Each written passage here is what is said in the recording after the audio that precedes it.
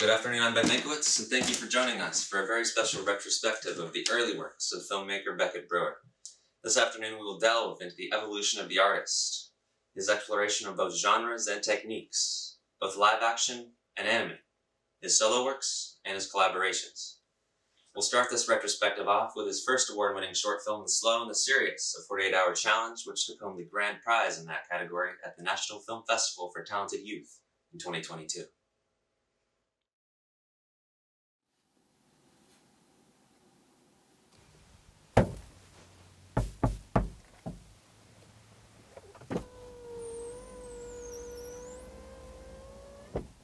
Ready for your driver's test? Hold that shot. You missed something.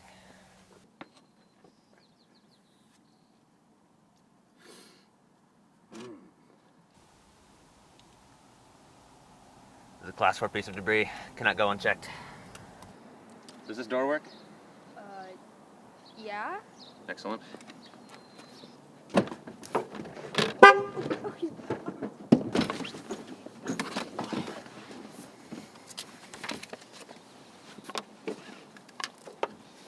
Start the car.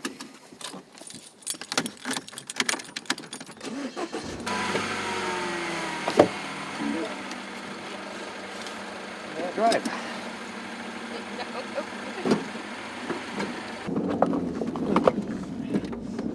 Taking a quick left at that stop sign.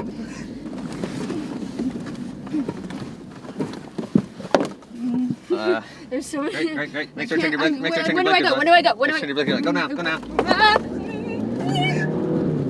Yeah. Great. Take this next left. Uh-huh. Yep. Perfect.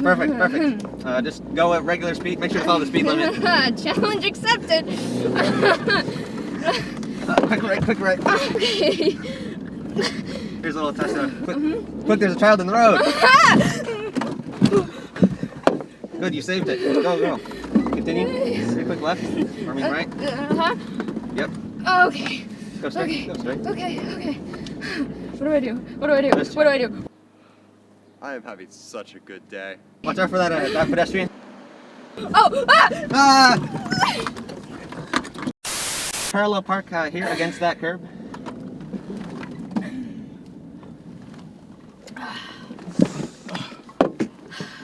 Good. Just one last thing to check. Okay.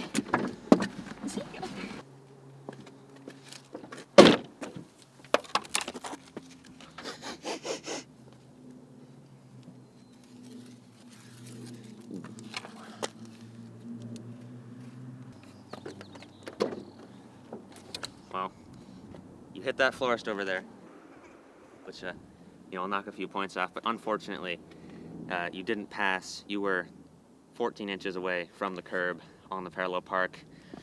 It's a real shame. I'm sorry.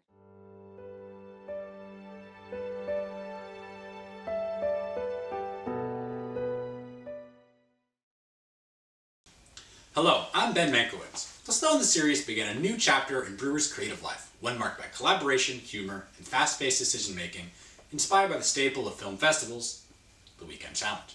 These challenges dropped on a Friday afternoon with a prompt that must be written, storyboarded, and shot and edited by Sunday afternoon.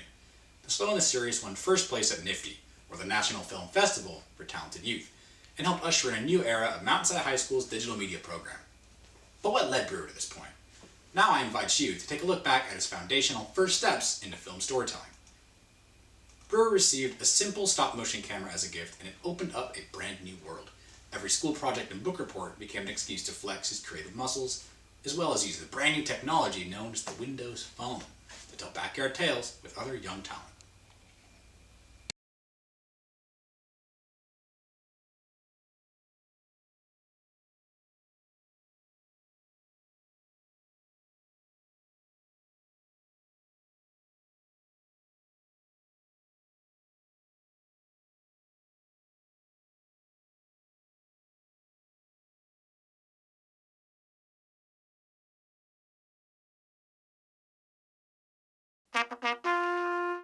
Credit man, sail the seas, join my crew and follow me. We fight crime all around the world. chicken, and sometimes hurl and crack to your mom.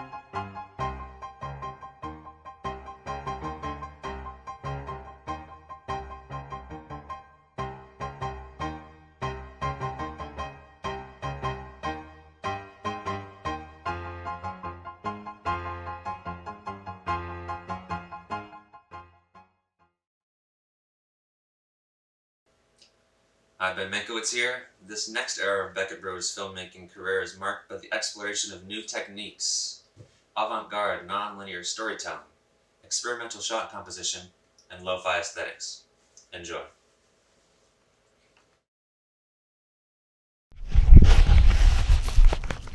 All of a sudden, you wake up.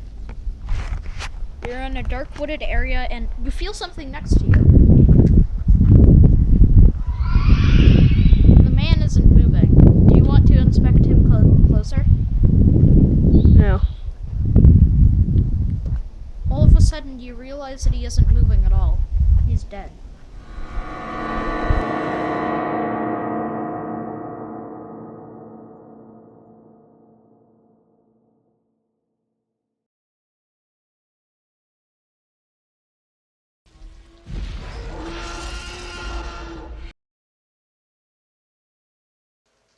Now, in a rare, never-before-seen experimental cut, you'll see the artist use his own voice and acting skills to bring life to his hand-drawn animation.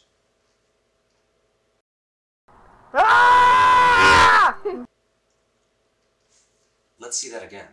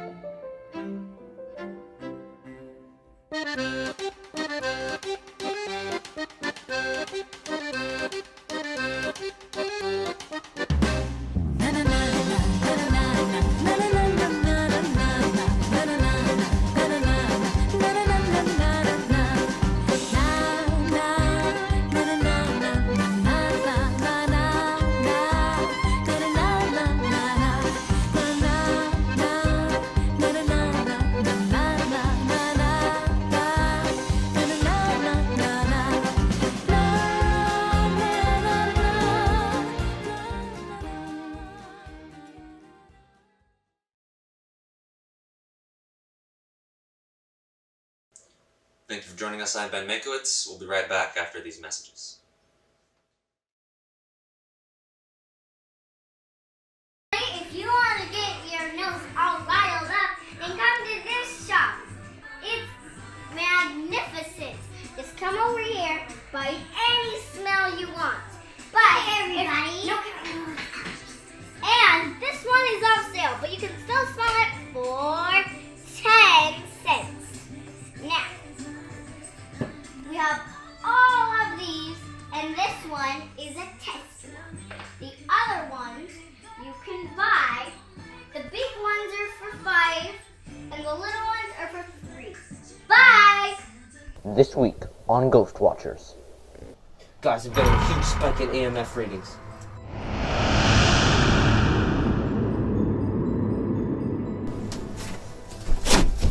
Did you hear that? Hi, my name is Ted, and I think that I live in a haunted house. I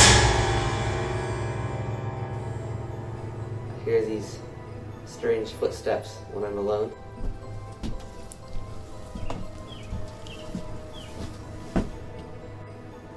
There are these unearthly sounds.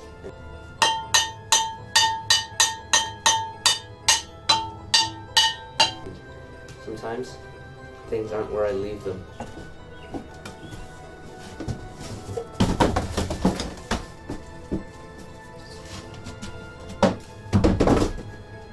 This week, we will be checking out Snoqualmie, Washington, where we have heard several reports of extreme paranormal activity.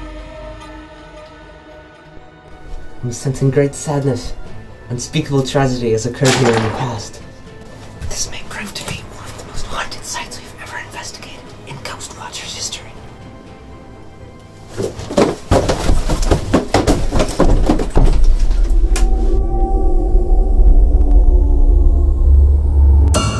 Ghost Watchers, new episodes Friday at 8, only on History.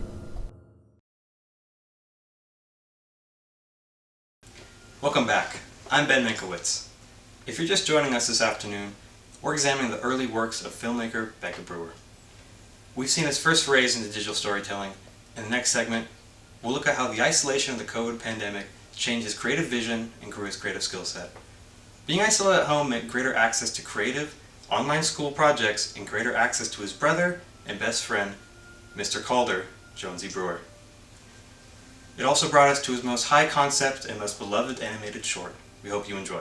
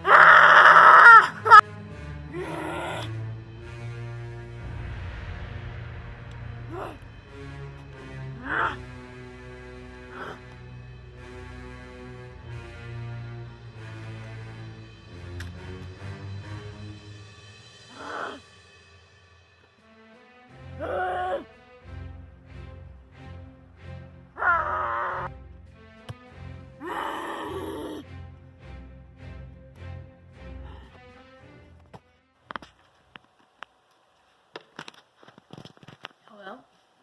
What? Gargantuan? Where is he? We might have some time. His only weakness? Dubious food. We have set a trap for Gargantuan. A huge amount of dubious food has been placed on a large truck as a rule. Dubious food makes Gargantuan pass out. I'm explaining this for the sake of plot convenience. There goes the truck now.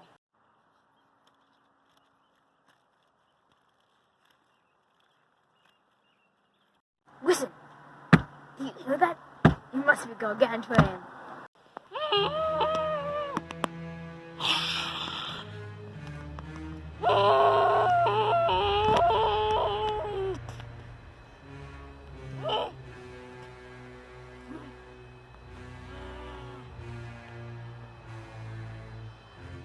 Look, Gargantuan is taking the bait.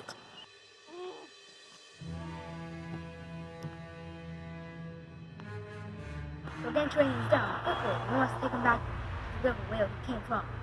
Gargantuan is being loaded onto a large raft to send him back into the deep.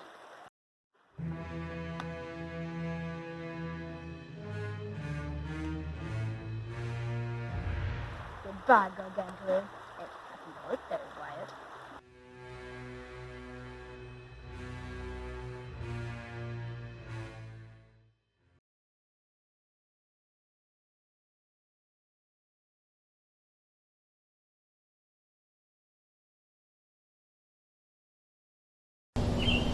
For my project, I learned how to bird watch a bird. I've seen many cool birds, and I use all of these tools to identify them. I use these two to see the birds better, and then once I've seen them, I use this to identify them, and then I draw them in my journal.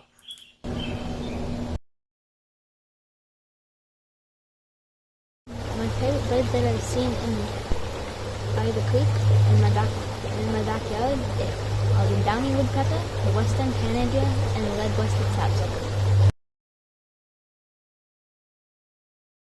I've identified 30 different types of birds. I also like to go on bird watching walks. I see a ton of different types of birds than I usually do in this swamp.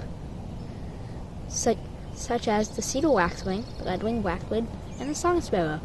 There are also bird-watching trails that I would like to go to in the summer. A lot of cool birds have come to our bird feeders, including chickadees, grosbeaks, and pigeons.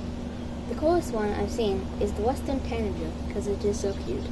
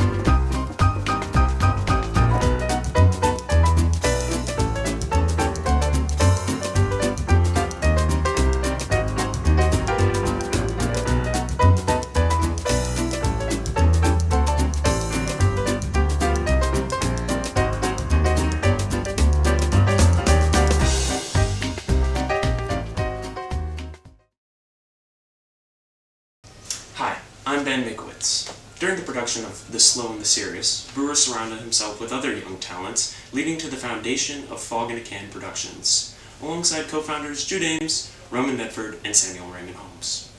Critically acclaimed teacher Mr. Joseph Dockery deemed Fog in a Can a dynasty, as they went on to garner more festival awards than any team in outside history.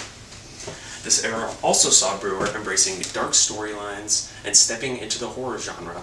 He also collaborated with Renaissance man Bob Antone on a mood video for Tinkham Road's latest, most atmospheric album to date, inspired by the gray, mountainous surroundings and the legacy of David Lynch in the Snoqualmie Valley.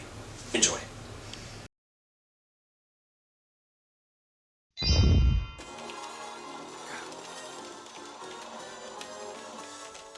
Another loss. Oh my god, you're so bad at this What the game. heck? Dude, your entire lineage would suck at this. My lineage would crush your lineage. No, it would not. I wish there was some way to prove that my lineage doesn't suck. As if. What's that? What's that? What's that? What is that? Oh, what's that? Whoa! Salutations. I am the Time Wizard.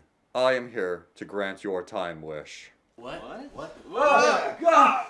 What the fuck? No. Now is not the time for profanity. I hold with me the key to seeing your greatest ancestors.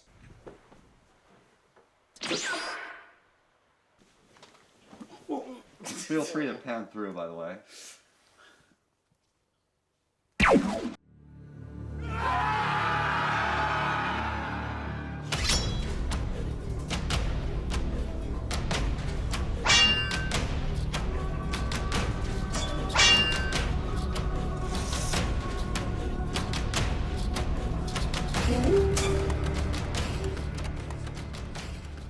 Oh my god, this is awesome. My grandfather's totally pillaging.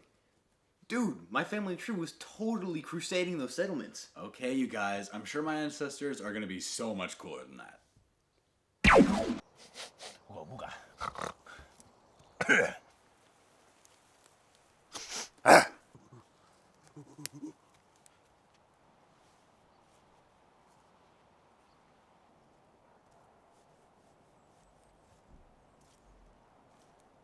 Okay, let's just skip this one. I'm sure there's a better one down the line.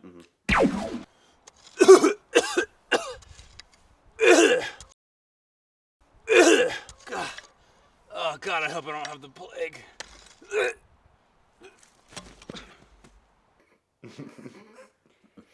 Okay, just one more.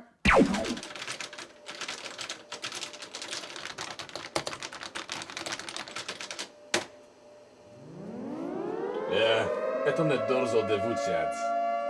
No.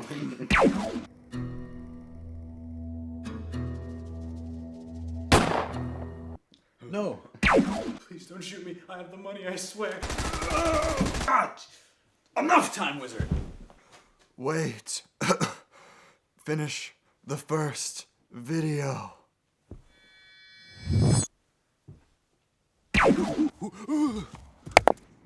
Fire. Fire. Fire! Fire! Wow. Yeah, you still suck at Mario Kart though.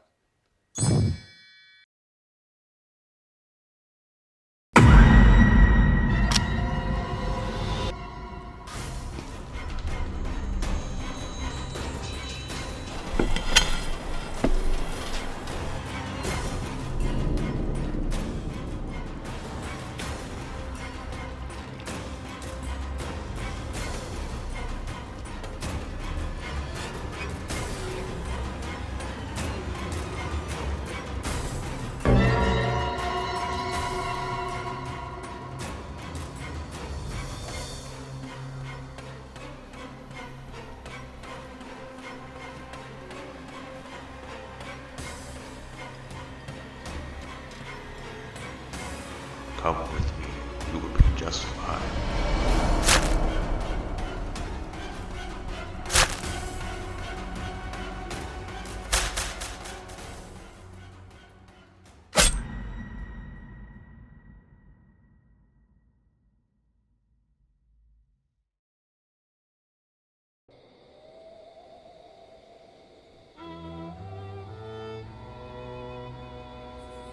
There's something about this place, a random stretch along the interstate, where the sidewalk ends, where people disappear, never to be found. A tall, strange man looking down from up above, watchers watching. Lights over the mountain, the music of the wind, the song of rain and shadow, of mystery, of steam and trains, of loggers and legends, of cabins and fires. From the mountains to the sound and out to the sea, there's a secret road for you and me.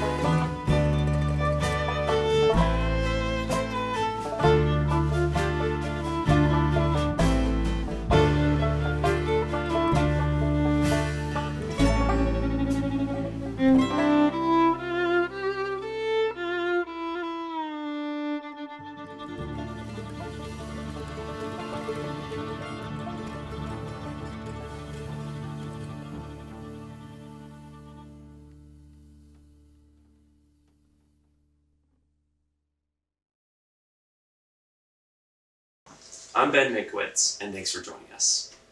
Next, you'll see how Brewer's collaboration with Tinkermoon's founding member Bob Antone led to his longer-form documentary and sparked a passion for research and storytelling in nonfiction works, as well as another dynamic collaboration from Fog in a Can and a special feature directed by his brother Jonesy.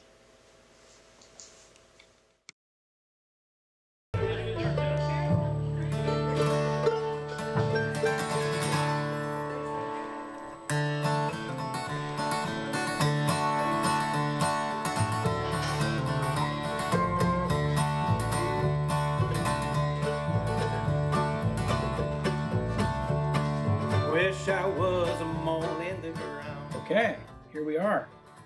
Well, my name is Bob Antone, and here we are along North Bend Way. This is the location of what used to be my grandparents' house, John and Ella Antone. And my grandfather worked on the railroad here locally, the Milwaukee line. Over the years, my grandfather hopped trains, and he worked in all kinds of areas. And so growing up, the stories and the songs and the poetry and the limericks that I grew up with were all from this blue-collar community. It was all timber community, jokes, poetry, limericks, storytelling, songs, and I grew up with it, oral history. The timber community traditions, the timber camp troubadour traditions started in the Northeast. In the 1880s, all the way through the early 1900s, you had what they call shanty boy traditions. So shanty boy is the common term used for an entertainer in a logging camp. And there were three major migrations. So the shanty boy tradition started there. Then they migrated to the Great Lakes. You know, we have Michigan, we have Wisconsin, Minnesota, the Great Lakes area, up into Canada. And those shanty boy ballads then migrated to the Midwest. And then we had the great migration to our beautiful Pacific Northwest. So those songs then arrived here in the Seattle area. And lyrics were changed and altered. And by the time they got to the Pacific Northwest, there were lyrics added, there were lyrics subtracted. You know, there is so much more music of different ethnicities and people from all over. Mr. Uncle Si. Everybody knows Mount Si. We have a high school named after it, Mount Si. We've got everything named after Mount Si. Well, Uncle Si, so he was one of the very, very first fiddle players to ever arrive in Snoqualmie Valley. Documented. Now, documented. So before that, there were people that were, married into tribes. They were part native, part European, and they were here. It just wasn't written down. It's oral history, right? But as far as a documented fiddle player, 1862, Josiah Merritt, he did arrive here in the valley. He built a cabin. And then he was a very popular musician at the local dances. So people would have what they call contra dance. Later people, call it square dance. It became square dances. That's more of a modern variation of the contra dance.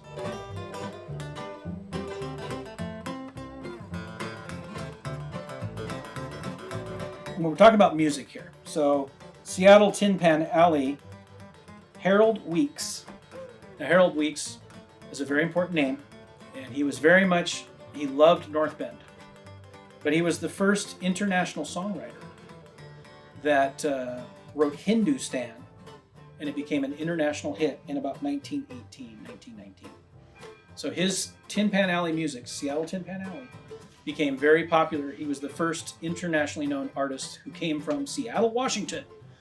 But he had roots here as well, because he married into the founders of North Bend's family.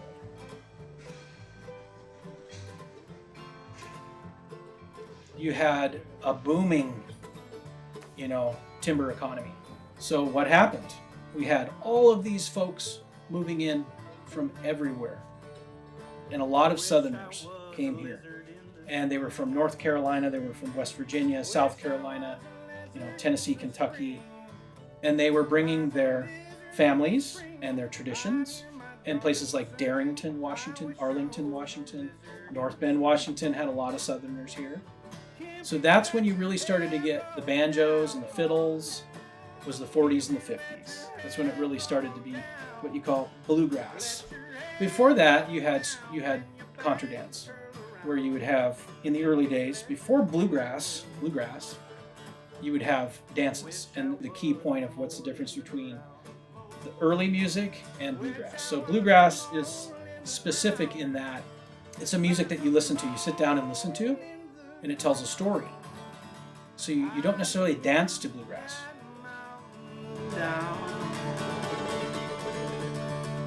Wish I was a mole in the ground.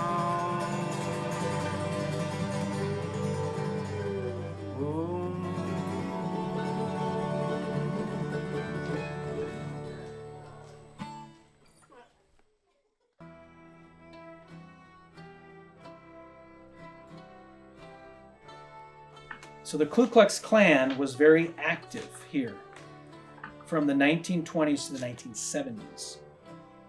So as a result, there was hatred and prejudice for Catholics. My family's very Catholic, by the way.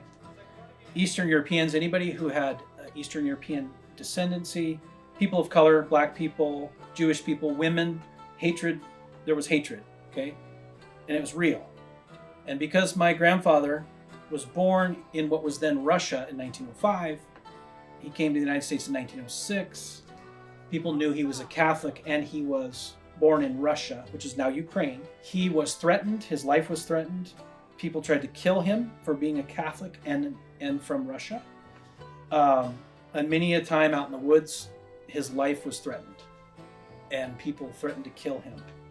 And these would be local KKK people. They would burn crosses on the lawns if you were from, Eastern Europe, if you were Yugoslavian, they would burn a cross on a Yugoslavian's lawn. I know that sounds crazy, but it's factual. Church Our Lady of Sorrows, they took an African American family in 1928 through the Catholic diocese. There was a family that needed emergency housing. In Snoqualmie, Our Lady of Sorrows agreed to house this family in the basement. The local KKK in 1928 found out about it. They surrounded the Catholic Church in robes. They smashed out all of the stained glass windows and they pulled the priest out and beat him up in the front lawn. And that's crazy. That's a crazy story, but that's a true story. So, ironically, this is where it gets juicy.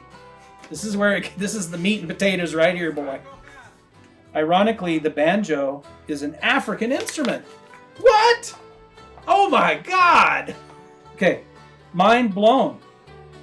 Also ironically, Cherokee and Choctaw Native American music influenced bluegrass.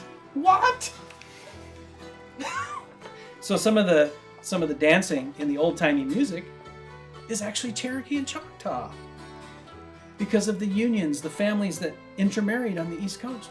What the hell? And then also ironically, blues, jazz, African American styles influenced bluegrass. The soloing, everybody taking the solo, is very similar to jazz. Now, not everybody that was from the South was part of the Ku Klux Klan. That's not what I'm saying. But there was so much prejudice that when I sing with angst in my voice and I'm playing what's called bluegrass music, I remember who I am and where I'm from.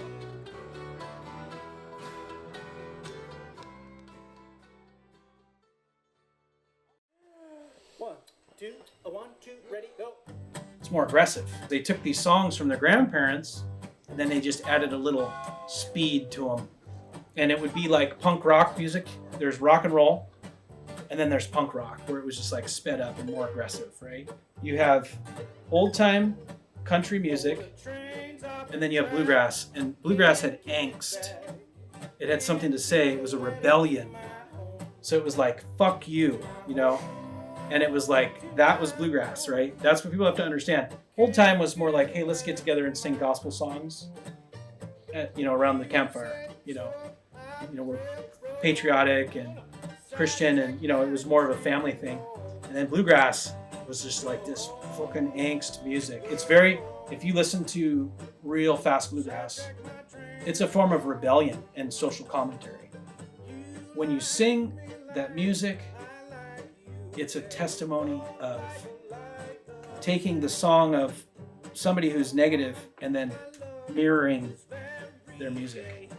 Today, I perform bluegrass, me, as part of a larger historical context. Because of my grandparents' experience, because of my father, and so it's a testimony of strength and survival.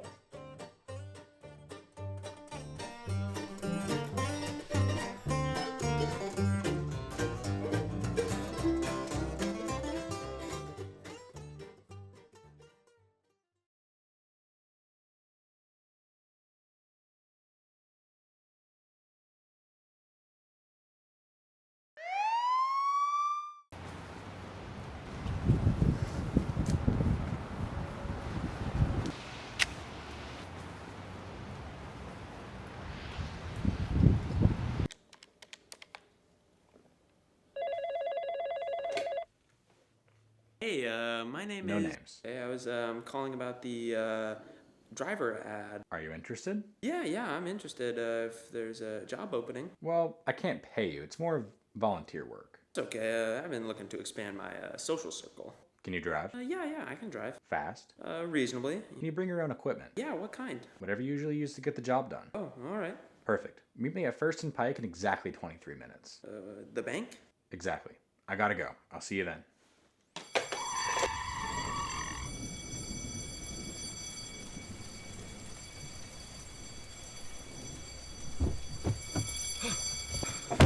Okay, Hey, sorry drive. I'm a little late. I decided to get you some donuts, just and drive. I wasn't totally sure like what you wanted, so I just got a variety. And it kind of looks like you threw your bag on them. That's a little rude. I'm sorry, just whatever. Just drive. All right, you want some music? I have a nice CD player. Just drive, go! All right, jeez. So, you going to a costume party? You're funny. I like you. So, what's in the bag?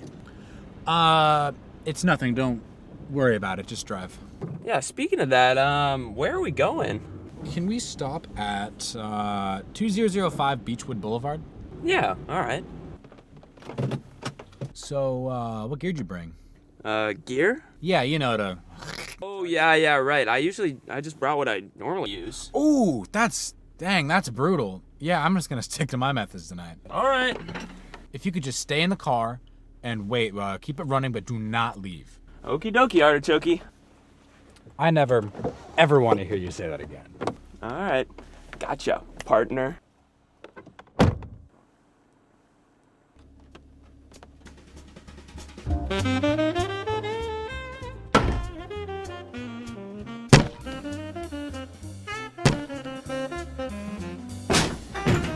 Hey, what are you doing in my mouth?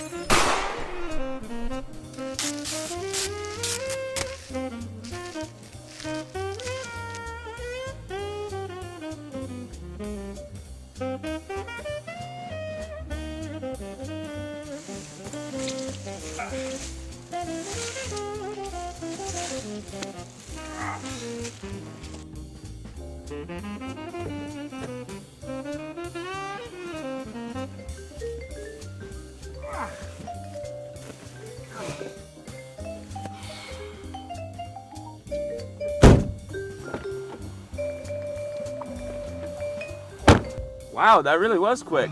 Yeah, could you just could you just drive a couple miles past the trailhead away? I mean, yeah, Fast. all right. Now.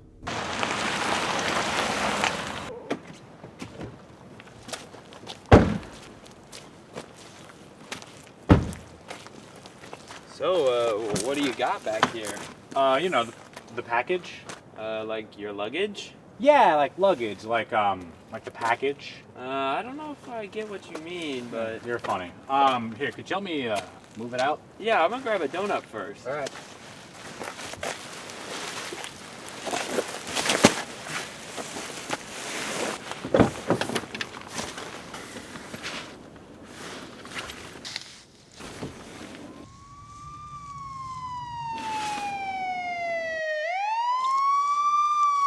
Oh, sh...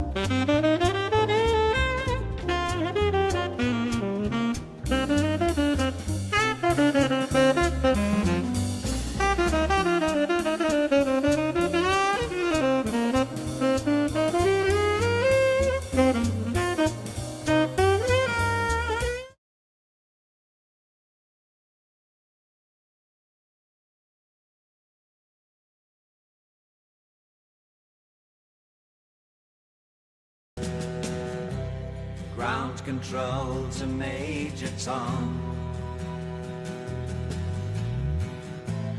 Take your protein pills and put your helmet on. 10. Ground control 9, to Major Tom. 8, 7, 6. Commencing countdown, engines on.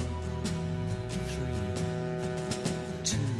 Check ignition and may God's love be with you.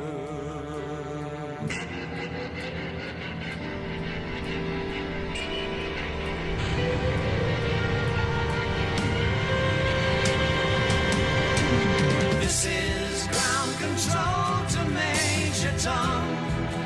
You've really made the grade, and the papers want to know whose shirts you wear. Now it's time to leave the capsule if you dare. This is Major Tom to ground control. I'm stepping through the door, and I'm floating in a most peculiar way, and the stars look very different today. For here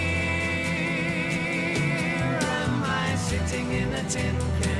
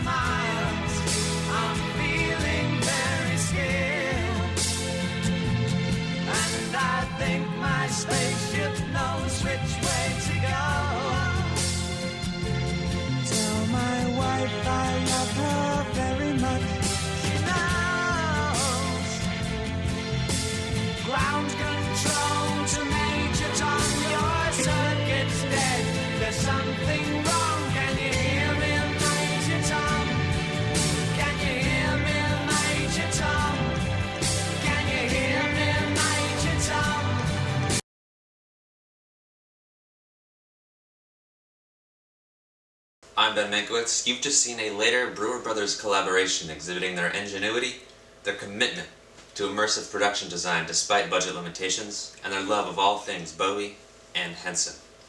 We've got one more film to show you this afternoon, another 48-hour award winner from Fog in a Can Productions that we know you'll enjoy.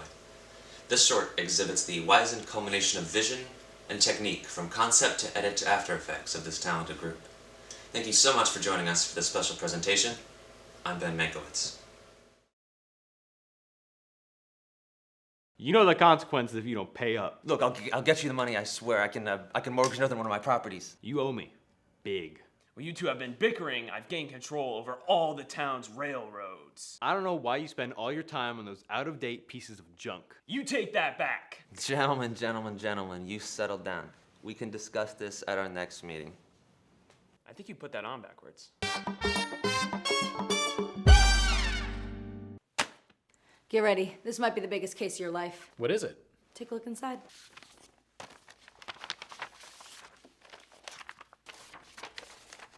Who are these guys? We have reasons to believe that these may be the most dangerous men alive.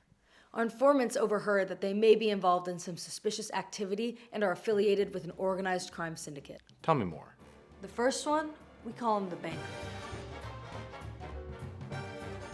These guys got a lot of cash, and it all seems to go through his hands at one point or another. He's got his finger on the pulse of the whole operation. So it sounds like if we can take him down, we take down the whole operation. Exactly.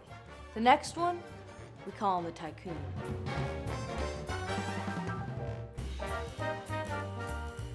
This guy doesn't control the cash, but he does control the people. Every business seems to answer to this guy. The railroads, utility companies, local businesses, everything. So it seems like he'd be the easiest to find. You would think so, but he's good at covering his tracks. The last one is the gambler. He has a lot of connections, assets, favors, and a whole lot of luck, essentially serving as a get-out-of-jail-free card when he's in trouble. He takes big risks and gets even bigger rewards. He's a little volatile, kind of a wild card, and he's willing to take a chance. So he's dangerous. They're all dangerous. Tread carefully. So, how should I go about this? It's simple. You gotta play them at their own game. Alright, here's what I'm thinking. We need to gather more intel, figure out where they're really meeting. Then, we gotta figure out their plans, figure out what makes them tick, and we gotta stay 3 moves ahead of them. Finally, we need to plan our assault. We gotta be real careful. These guys are super dangerous, and everything we do has gotta be done with the utmost precision.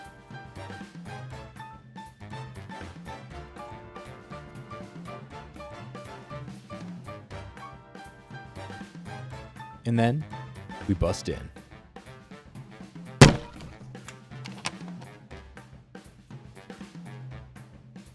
We can discuss this at our next meeting. I think you put that on backwards.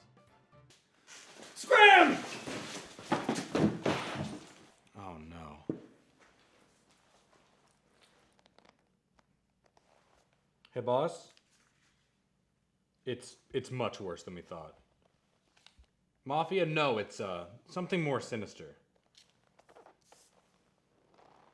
They're playing Monopoly.